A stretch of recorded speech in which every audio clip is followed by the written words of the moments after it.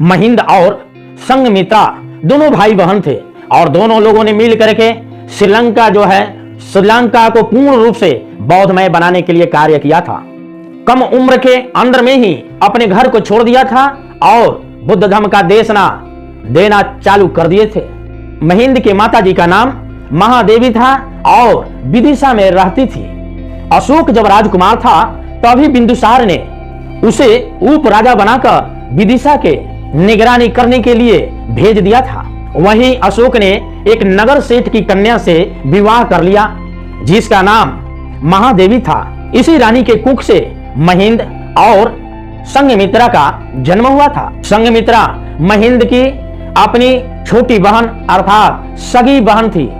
महिंद की आयु जब 14 वर्ष की थी तब अशोक ने पाटलिपुत्रा का गद्दी पाई थी।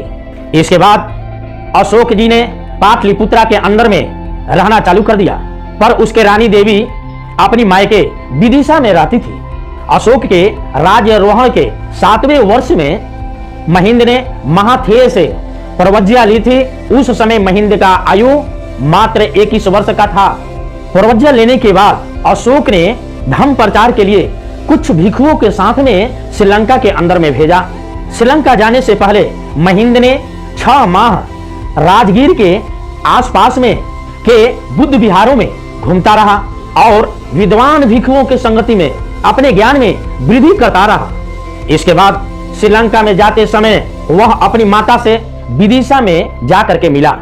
महिंद को माता को जब समाचार मिला कि मेरा पुत्र भिक्षु हो गया और धर्म प्रचार के लिए श्रीलंका जा रहा है, तब उसने पुत्र को कुशल मार्ग पर चलने के लिए चलने वाले एक श्रमण की तरह आदर और सत्कार किया।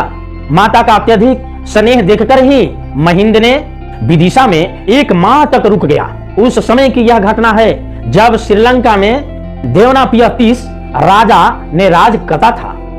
सम्राट अशोक से उसकी गाढ़ी मित्रता थी। अशोक ने जब अपने पुत्र को कुछ भिक्षुओं के साथ में श्रीलंका को रवाना किया तब वहां अपना दूत भेजकर वहां के राजा को सूचित कर दिया। अशोक सन 272 ईसा पूर्व राज सिंहासन पर बैठा और उसके 18वें वर्ष से यानी सन 554 ईसा पूर्व महिंद ने 4 भिक्षुओं के साथ सिंघल द्वीप में पदार्पण किया।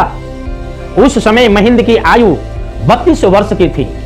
ऐसा महावंश बौद्ध ग्रंथ में लिखा हुआ मिलता है कि जिस दिन महिंद ने ताम्रपाणी पहुंचा उसी दिन वहां ज्येष्ठा मूल नक्षत्र का उत्सव था, यानी जेठ मास की पूर्णिमा थी। सारा देश उत्सव मना रहा था। स्वयं राजा देवनापिय 44,000 पुरुषों के साथ उत्सव मनाने और आखेट करने मिश्रक पर्वत पर गया हुआ था।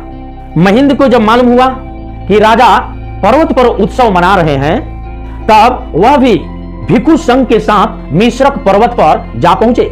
देवनापिय 30 से आमने सामने होने पर महिंद ने परिचय में कहा कि मैं जम्बूद्वीप से अशोक के द्वारा भेजा गया मैं धर्म प्रचारक हूं। राजा को वहां पहले ही सूचना मिल चुकी थी। उसने महिंद को उत्तम स्वागत सत्कार किया। वहीं से अपना महिंद ने धर्म कार्य शुरू कर दिया। उसने स्वयं राजा को ही हस्तिपादोपम सूत्र का उपदेश किया जिसे सारिपुत्र ने श्रावस्ती में भिक्षु संघ को सामने दिया था। उसी समय देवनापिय 30 उन 44,000 व्यक्तियों के साथ त्रिशरण में प्रतिष्ठित हुआ, अर्थात वहां पर ग्रहण किया त्रिशरण। और बाद में राजा के सहायता से अपने साथियों के साथ महिंद ने श्रीलंका में धर्म प्रचार का कार्य को पूर्ण किया। देवनापिय 30 जो राजा था श्रीलंका का, उनके रानी का नाम अनुलोमा। देश में धर्म का वातावरण देखकर अनुलोमा ने बुद्ध धर्म में दीक्षित होने के लिए राजा से आज्ञा मांगी।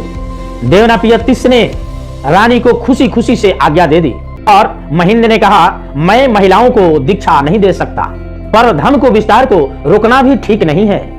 उसने राजा जी से कहा मैं तो पिताजी के पास जरूर संदेश भेजूंगा, आप भी संदेश भेजिए कि धर्म को प्रचार के लिए संघमित्रा जो छोटी बहन है उसको यहाँ भेजे। देवनापिय 30 ने शीघ्र ही उपयुक्त संदेश के साथ अपना दूत पाटलिपुत्र में भेजा। जिस समय संदेश श्रीलंका के राजा अशोक सम्राट को दिया। उस समय अशोक अपने पुत्र की सफलता का समाचार सुनकर बहुत ही खुश हुए। उसने बोधगया से बोधि वृक्ष की एक शाखा बड़े सम्मान के साथ मंगवाई और संघमित्रा को बड़े ही धूमधाम से बोधि वृक्ष की शाखा देकर श्रीलंका के लिए रवाना किया। संघमित्रा बोधि वृक्ष की एक शाखा श्रीलंका आई, जहां बोधि वृक्ष की शाखा को धर्म के प्रतीक के रूप में लगाया गया।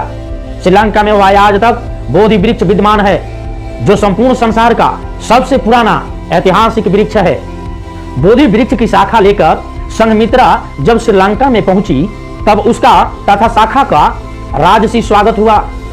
संघमित्रा को श्रीलंका में जाने पर वहां के महारानी अनुलोमा देवी ने 500 अंतपुर की रमणियों के साथ प्रवज्ञा ग्रहण की। देवनापियतिस का भांजा, जिसका नाम अरिष्ट था, वह भी 500 मित्रों के साथ महिंद से प्रवज्जित हुआ। महिंद जिस विहार में रहता था, उस विहार का नाम अनुराधपुर विहार था, जो आज भी बौद्धों के लिए तीर्थ स्थान बना हुआ है। श्रीलंका में महिंद ने 38 वर्षों तक धम्म प्रचार किया और धम्म को राजधम्म बनवा दिया।